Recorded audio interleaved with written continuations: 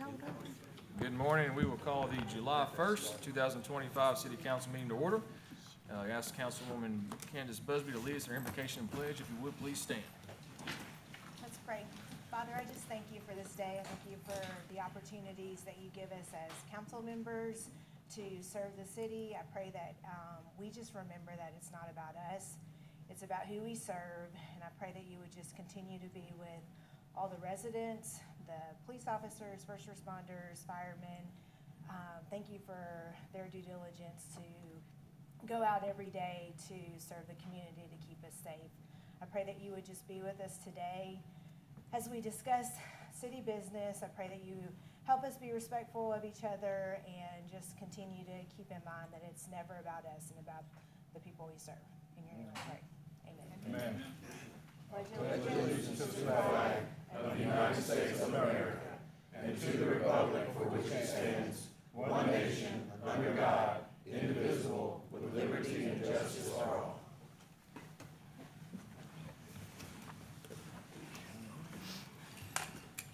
All right, Council, before we get any further, Stan, correct me if I'm wrong when I say this, okay? The developers called on item 4 on new business, which would be the consideration of the rezoning of property at 191 Van Drive, and asked to postpone that to next month. And there will be a notice that still goes out to the residents to notify them that the item will be on the agenda for next month. That's correct. So item 4 is removed from your agenda today at the request of the developer. All right. We go on to roll call. Marquise, you see that all council members are present. Then we go on to approval of the minutes of the June 3rd, 2025 City Council meeting, June 23rd, 2025 special called meeting. Those minutes were sent out to you all. If there are no additions or corrections, they will stand approved as read.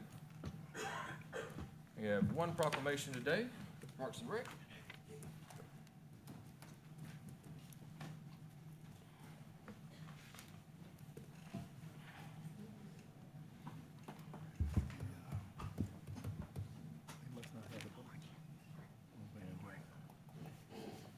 Some phone calls were made and people started getting squirrely.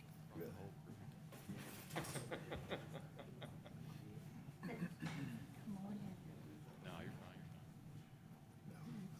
That group looks a lot better with Tony. You know. All right, proclamation reads, whereas Parks and Recreation is an integral part of communities throughout this country, including the City of Jackson Parks and Rec. Whereas Parks and Recreations promote health and wellness, improving the physical and mental health of community members who live near and visit local parks. Whereas Parks and Recreation promote time spent in nature, which positively impacts mental health by increasing cognitive performance and well-being, and alleviating illnesses such as depression, attention deficit disorders, and Alzheimer's. Whereas Parks and Recreation encourage physical activities by providing space for athletics, popular sports, swimming pools, and many other activities designed to promote active lifestyles. Whereas Parks and Recreation is an advocate for healthy eating, nutritional education, and community gardens. Whereas Parks and Recreation programming and education activities, youth and adult sports, and community events are critical for mental health and physical growth and development. Whereas our parks and natural recreation areas ensure the natural beauty of our community and provide space for children and adults to connect with nature and recreate outdoors. And whereas the U.S. House of Representatives has designated July as Parks and Recreation Month, whereas the City of Jackson recognizes the benefits derived from parks and recreation resources. Now therefore, I, Scott Conger, Mayor of the City of Jackson, Tennessee, do hereby proclaim July 2025 National Parks and Recreation Month.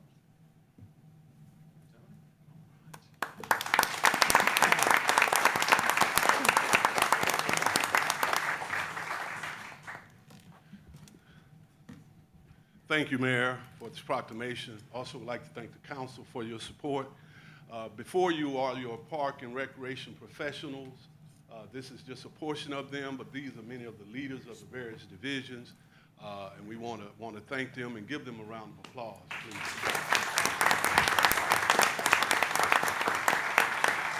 And let me say this, we appreciate the mayor. The mayor has been a strong advocate for us upgrading and improving our park system since he's been in office, and we are along that path. We've come a long way, and we've got a long way to go, but he's been very, very supportive and been an active advocate.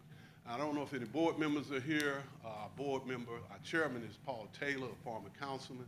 And if he's here, Paul's here, we stand, but I don't think I see any board members. I want to thank the council for all of your support in the many endeavors that we're trying to do through grants and et cetera, and you approving them. I'd like to thank the staff for all the hard work that they do. Go out this month and enjoy your parks. Irrespective to what you may think, the parks are really safe.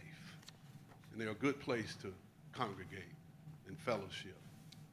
Participate in our programs. We got a new senior center that's coming on, should be coming on in late August, early September. So take advantage of the programs that we have.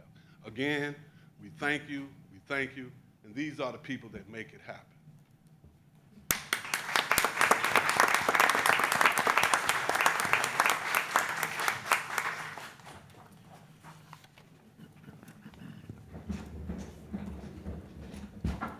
Next item is invitation for public comment, and so since item 4 is moved to next month, that'll be the public hearing. And so if you signed up to talk about item 4, that will be in August. I do have 2 on here that talked about item 7, which is Lane Avenue closure. I think Sharon Tip. Okay. Libby.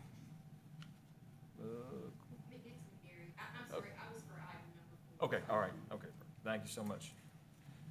All right, and we move on to first reading. Item 1, proposed budget amendment to recognize insurance recovery of $13,947.24 for JPD Unit 2262 and appropriate for repairs. Motion. Second. Motion is second. Discussion from council. Council, please vote. Motion passed 9-0. Item 2, consideration of a plan of service, proposed annexation and zoning for an area referred to as Sunshine Areas 1 and 2, comprising Area 1, 56.93 acres more or less, and Area 2, 15.16 acres more or less. Area 1 located north of Hartsfield Drive, Area 2 west of Wesley Drive. Proposed zoning is RS2, single-family residential district. Good morning, Mayor and Council. Good morning. You have the materials pertinent to this annexation request. You have the plan of service. You also have the zoning that's requested for that property, which is RS2. The Planning Commission reviewed this and is recommending the annexation, the plan of service, and the zoning of RS2 to you. Questions from council? So Stan, all the roads and everything are up to par? Question, are they up to par? Well, this is a vacant tracts right now. So we're gonna annex it They'll have to build the roads. and we will vote on, before they get, put the roads in, we will vote on the proposed package, we won't. No, that has to go through the subdivision process of the Planning Commission, but the developer's responsible for all infrastructure.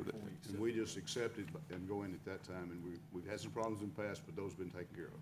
Anything that they, that they're, when we bring it to you, they'll all be completed and everything's been inspected at that point, but you won't see it until it's complete. All right. Is there a motion? So moved. Have a motion? Second. And a second. Further discussion? Council, please vote. Motion passed 9-0. Item 3 is consideration of an ordinance to rezone property located at Area 1 Hedgefield and Castlegate Drive, and Area 2, 2760 block, Christmasville Road, from RS1, single-family residential district, to RS2, comprising of 20.49 acres in Area 1 and 9.69 acres, Area 2, more or less. And these are areas that adjoin the areas we just talked about in the annexation. So all this ties into existing subdivisions, and again, they're requesting the zoning change to match the other areas of RS2. So the Planning Commission reviewed this and is recommending approval of it to you. Motion. Second. Have a motion and a second? And a second down there? Yeah, Okay. second. All right. Any further discussion? Council, please vote. Motion passed 9-0. All right, item 4 is removed, so move on to item 5, consideration of an ordinance to amend the text of the official zoning ordinance of the City of Jackson, Tennessee. Article 5, specific district regulations, Section 3, RS1, D2, a relative to RS1. All right, so this is a text amendment that was presented to the Planning Commission. They are recommending it to you. It adjusts the side setback within the RS1 from 8 to 5, and for two-story from 12 to 10. Explain that 8 to 5 again. It's the side setback. It's just going from 8 feet to 5 feet. And this is, again, The 8 feet, there was no magical reason why it was 8 feet. It was just what was in our regs. It's been in there since I've been with the city. So the developers are requesting a change to 5 because they said they can get a larger home on the RS1 lots, which would help them develop under existing zoning classes and not have to go through changes. Explain the side setback, what is that? If you're looking at a lot, you know, where the house is sitting, you have a front setback from the street, and then the side is the area between the houses. That's going to 5 feet. So setback is the distance between, It's between the side property line and the house. gotcha, thank you. All right, any additional questions? Is there a motion So moved. Second. and a second? Any further discussion? Council, please vote. Motion passed 9-0. Item 6, consideration of an ordinance to amend the text of the official zoning ordinance of the city of Jackson, Tennessee, Article 5, specific district regulations, Section 4, RS2, D2, a relative of RS2. This is similar to the other text amendments you just heard. The Planning Commission is recommending it to you.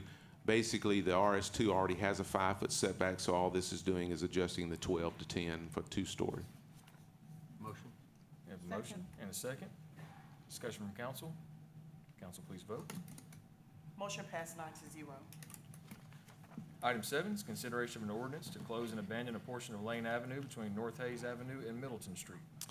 This item was presented to the Planning Commission also, and they are recommending the closure and abandonment to you. Motion. Second. We have a motion and a second. Any discussion? We'd like Dr. Comer to talk about what's going on. Dr. Comer, if you could.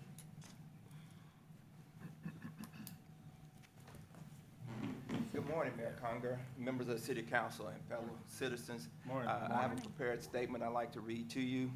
Lane College submits this statement in support of the proposal to permanently close a section of Lane Avenue between Hayes Avenue and Middleton Street.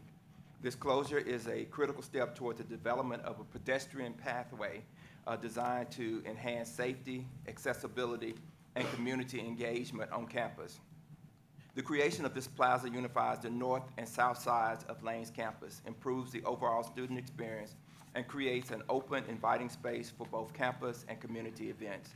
It serves as a hub for gatherings, traditions, and public engagement, reinforcing Lane College's role as a vital anchor institution in East Jackson. Significant consideration has been given to ensuring this closure will not adversely impact emergency services or residents in the surrounding area.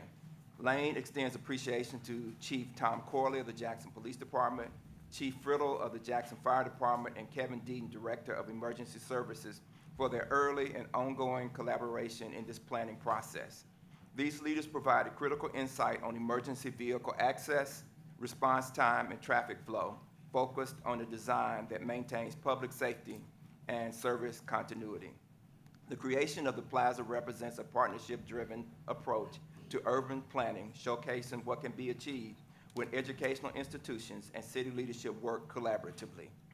The closure of this portion of Lane Avenue is a strategic investment in safety, walkability, and community building that will benefit Jackson for generations to come. Lane College respectfully requests the City Council's favorable consideration of this proposal and expresses gratitude for continued partnership and support in advancing shared goals for the East Jackson community. Respectfully submitted, Donald W. Comer, Interim President, Lane College. Thank you, Dr. Comer. Thank you. Any questions for Dr. Comer or any discussion on the motion? I just want to say that I want to disclose that I'm an employee of Lane College, and in keeping with the ethics rule, although I am an employee there and I'm disclosing it, I don't believe that it disqualifies me from voting, but I want to just disclose it for the record. Thank you, Councilman. Any further discussion? Council, please vote. Motion passed 9-0. Thank you, Mayor and Council. Thanks, Stan. All right, we move on to second reading. Item 1 is consideration of an ordinance to rezone property located at 1037 Lower Brownsville Road from I-1 Planned Industrial Park District to I-2 Light Industrial District comprising of 36.1 acres more or less. So I move. We have a motion and a second. Further discussion? Council, please vote. Motion passed 9-0. I move on to new business, is election of vice mayor, and I will call on our current outgoing vice mayor, Councilman Dodd. Good morning. Morning. First of all, let me say thank you for the opportunity to serve our city as vice mayor. And thank the council for helping me this last year. I had a couple times I was out because of sickness I've had throughout this last 6 months. So thank you all for helping me out. And I would like to nominate Ms. Marla Wallace to serve as our next vice mayor. Second. Mr. Mayor, We have a nomination for Councilmember Wallace. I make a motion, we cease nomination and let Councilman Wallace by acclamation. We have a motion to cease nominations and elect Councilmember Wallace by acclamation. Council, please vote.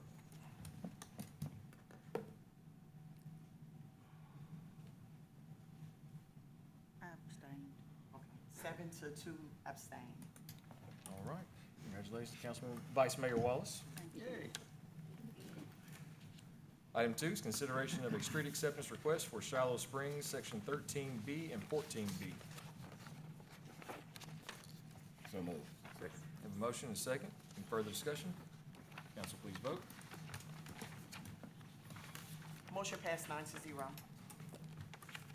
Item 3 is consideration of a contract with MSB Construction Incorporated of Jackson, Tennessee for 4 of the LP Local Parks and Recreation Fund projects to include Windy City Road Park, Shirlene Mercer Walking Trail and Restrooms, Stella Duncan Restrooms and ADA Parking, Wallace Road Park Parking Lot and Walking Trail for the total bid for all 4 parks, the amount of $1,585,381.49. Good morning, Mayor and Council. Good morning. Good morning. As a part of our commitment to improving access and amenities across our city's park system, the Parks and Rec Department is moving forward with the 4 Parks Improvement Project, which includes planned enhancements at Windy City Road Park, Shirley Mercer Park, Stella Duncan Park, and Wallace Road Park. On April 24th, MSB Construction submitted the lowest bid for this project in the amount of $1,585,379.59. However, this did exceed the approved projected budget of $1,333,500 by $251,879.59. In collaboration with A2H and MSB Construction, we have conducted a thorough value engineering process to reduce the costs while maintaining the integrity of the project scope. This includes cost-saving design adjustments such as the use of prefabricated restrooms and site-specific revisions. As a result, MSB Construction has submitted a revised proposal totaling $1,310,271.41, which brings the total project to $23,228.59 under the original budget. So what we're asking today is that you approve the contract stated at $1,585,379.59, knowing that we're going to immediately do work change orders on those projects to lower that amount down to the $1,310,271.41. I have Joni here with A2H. She's available to answer any questions that y'all may have. Now, once it's reduced down to 1,000,003, whatever, that equals the amount of money that we've appropriated for that project. Is that right, or is that not right? That's correct. It's actually under what we have appropriated for that project. Okay, and Madam, what's your name again? Joni Bailey. Ms. Bailey. You heard what she said, that you all gonna reduce down. That is correct. And that's what you're gonna do? That's correct. All right, So- all right. Thank you. Is this included in the future budget, this, Yes, this is in, in that budget? in our current upcoming budget. Christie, can you talk about the 50-50 split, please? Yeah, so this is a 50-50 match. So essentially, we'll be paying for the projects up front and then submit those for reimbursement. So we'll be reimbursed 50% from the state of what we're spending. Can you also address the porta potties that have been out there in use and how Yeah. much that's been costing you per month? Yeah, so one of the projects here is restrooms at Stella Duncan Park, which is in Bemis. For as long as I can remember, I think Mayor said at least 14 years. 15 years that they've had porta potties at that park. Not 15, it's been about 10. 10. And so there's been a cost to that every month for 10 years at least. And so this will just give us a permanent solution out there. As Councilman Stovall said, that's his district. It's disheartening when you're out there playing with your kids and then someone has to go potty and you don't have anywhere to go.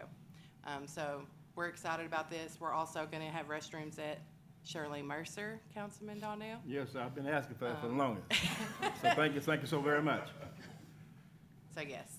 So the porta potties were running you about 4,000 a month? Hey, Tony has the exact number. I just want to show what cost saving, how much has been spent over the past 10 years. Well, at $89 a month, you calculate that. That's what we pay per month for Stella Duncan alone. And what was happening, people were leaving the park, going to the local businesses, and they kept calling and complaining to us, and we understood that, so we decided the solution would be to put porta potties out there to keep them from disturbing the businesses running in, wanting to bring their kids in to use the restroom. So it's $89 a month. Okay. Well, good deal. Thank you. And my last question, if everything goes like we hope it goes, these bathrooms will be there when? So since we're doing prefabricated restrooms, they have a lead time about 6 months on building them. So, and once y'all approve the contract, we can start that process, but it'll still be a little while before the restrooms are done. 6 months from today they will be there? No, not from the date, when we get the order submitted. Okay, so they'll be there within the next 9 months. What do you think, Joni? I would say by next spring at the latest. Okay, next spring at the latest. Yes. All right, thank you. What is the total capital that's allocated for Parks and Recs for the year? This is 1.3 million. How much more? Well, the other project that we'll be bringing next month is the skate park. And that is, I think, 250,000 allocated on the match. So that whole project was at like 555,000, 560,000.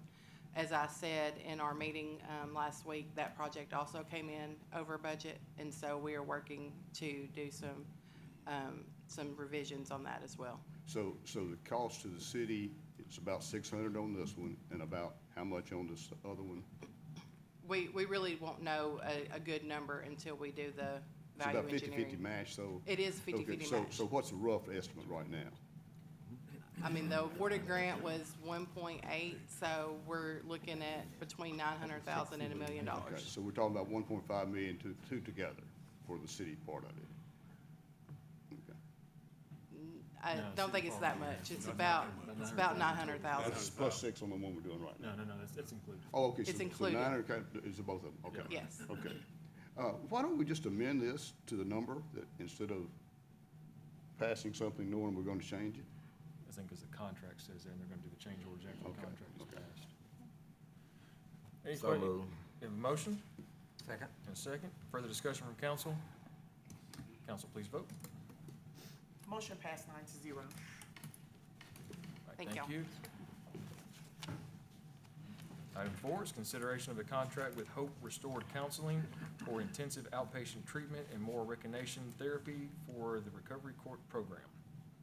So moved. We have a motion Second. and a second. Further discussion from council? Yeah, I'd like to hear what this is about. Okay, yes, there we go.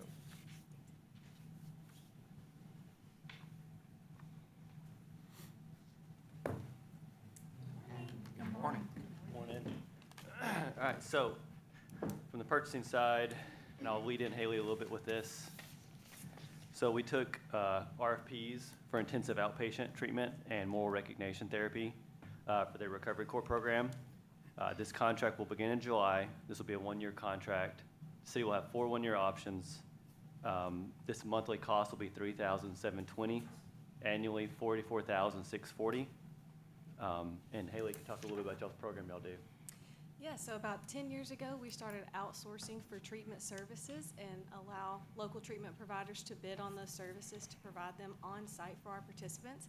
And so we've been in a partnership with Hope Restored Counseling for the last 10 years, and it's greatly enhanced I think the services we provide to our participants, the quality of staff and services they provide has been awesome and just vital for, I think, the success of our program and the change for our participants. So we are excited to continue our partnership with them, and I think providing services on site also has just been so instrumental, so many of the barriers that prevent them from accessing treatment and coming to treatment and being there, having them on site at our office has been a huge benefit for us, so.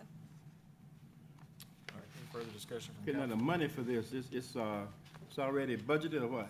Yes. The grant, federal grant, correct? Yes, a state grant, State and grant, it's sorry. budgeted for this fiscal year and each year after. Okay, so the council is not, you're not asking the council for any money or anything? Oh, no, sir. All right? May I hear you repeat that? So it is already, the grant for 4 years? So I think, Zach, you can speak to that. Is it 5-year? You get the grant year by year. We have the opportunity to work with this group that we bid out with. It's a 1-year contract. Right. And we have those additional options to renew it. Okay, thank you. Thank you. Included in the grant. Yes, Yes, Included and in it the is, grant. yes, it's Yes. included in all of the yes, grant. that's correct. Paid for by the Department of Mental Health and Substance Abuse Services, the grant we receive. All right, any additional discussion? Council, please vote. Motion passed 9-0. Thank you all. Thank you. Thank you so much. Item 5 is consideration of a resolution to approve Jackson Housing Authority's 5-year consolidated plan, 2025 through 2029, and annual action plan, 2025 through 2026. Motion. Have a motion? Second. Have a second?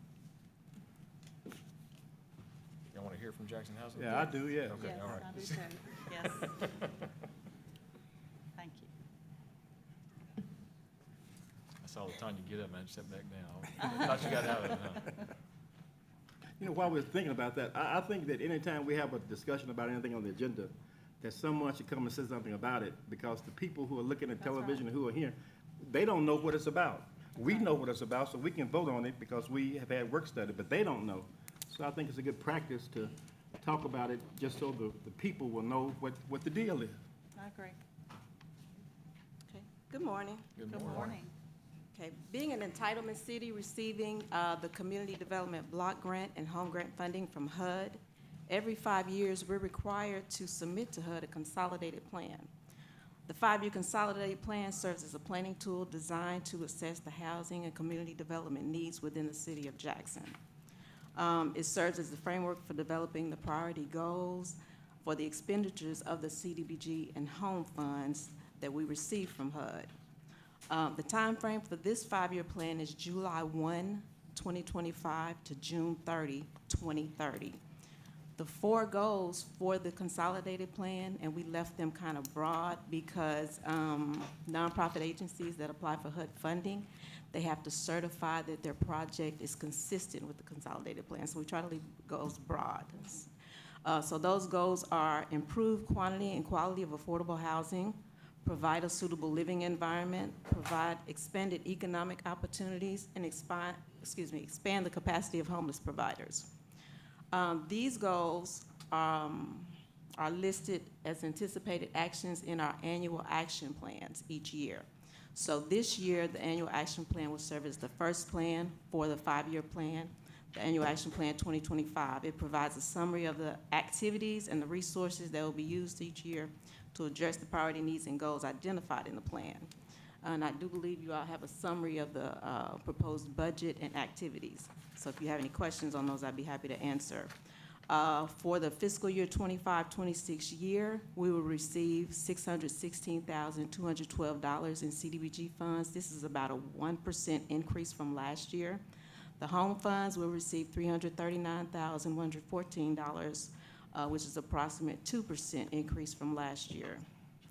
You have any questions? I'd be happy to answer. I do. Yes. The president has submitted his skinny budget for fiscal year 2026. And in that, I've noticed that HUD takes a big hit.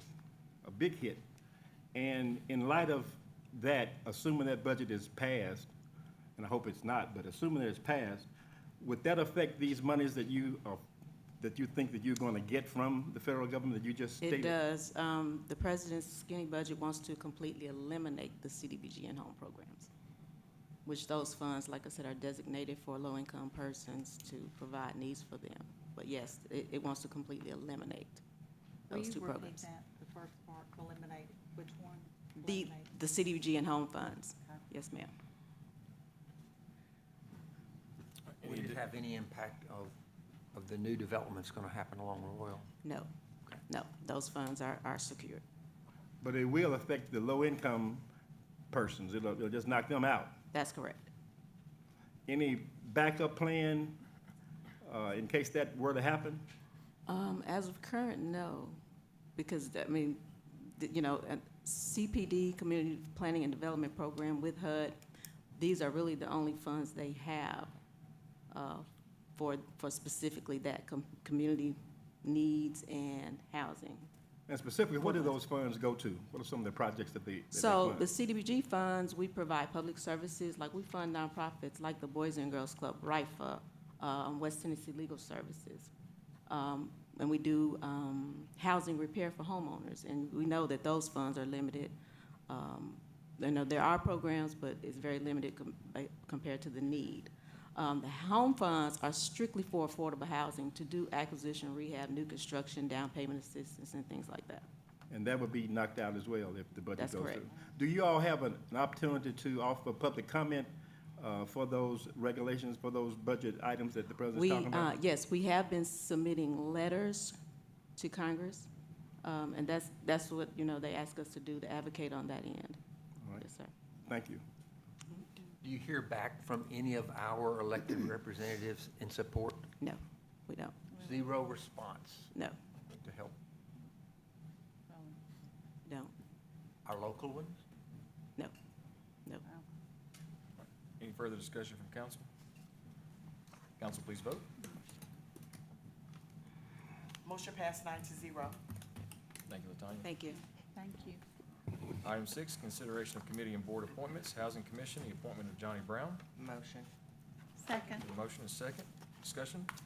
Council, please vote. Motion passed 9-0. Item 7, budget amendments, sunshine less than 10,000. Item 8 is consideration of invoices over 10,000. So moved.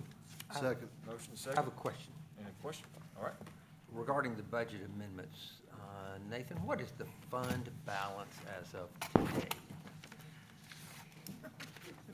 Uh-oh, pop quiz for Nathan now.